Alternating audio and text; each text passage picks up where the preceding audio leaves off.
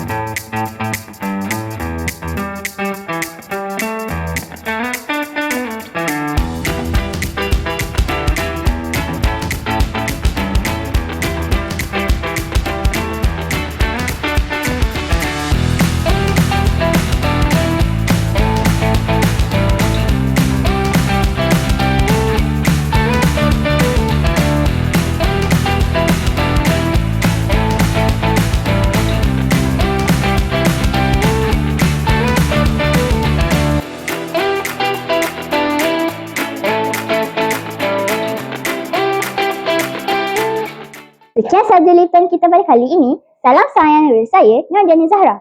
Sebelum itu, jangan lupa like, komen dan subscribe YouTube channel. Bye-bye!